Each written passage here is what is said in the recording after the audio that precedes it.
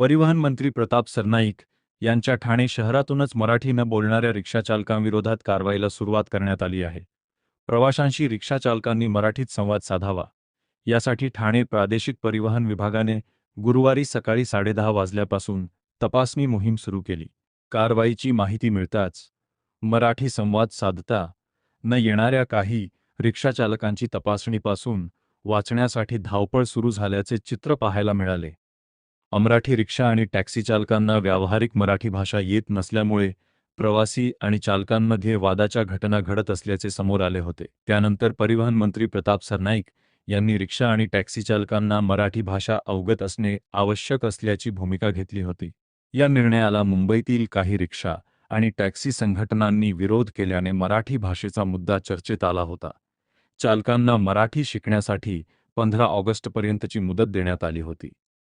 चालकांना दैनंदिन व्यवहारातील मराठी भाषा आणि प्रवाशांशी संवाद साधण्यासाठी आवश्यक वाक्यांचे ज्ञान मिळावे यासाठी हिंदू हृदय सम्राट बाळासाहेब ठाकरे मराठी भाषा पाठ्यक्रम अभियान राबविण्यात आले होते।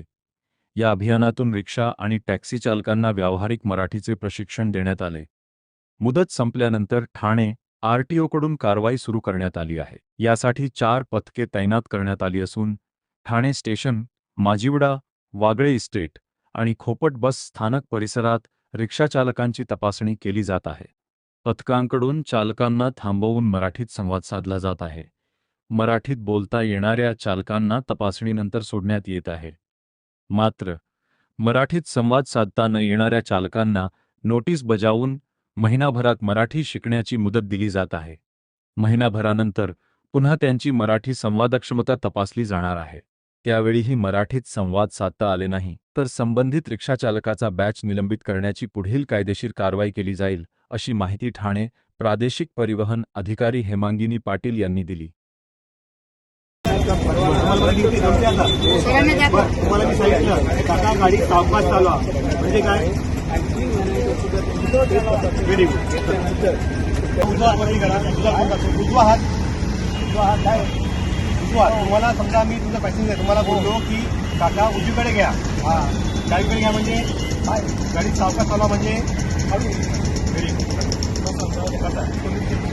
माननीय परिवहन मंत्री श्री सरनाईक साहेब यांच्या संकल्पनेतून तसेच माननीय RTO madam Shrimati Hemangini Patil madam यांच्या आदेशाप्रमाणे ठाणे आरटीओतील आम्ही सर्व अधिकारी आजपासून ठाण्याच्या वेगवेगळ्या भागांमध्ये कारवाईला सुरुवात करत आहोत, ज्यामध्ये आम्ही प्रत्येक रिक्षा थांबवतोय। त्या रिक्षा चालकाचं लायसन्स आम्ही तपासतो आहोत।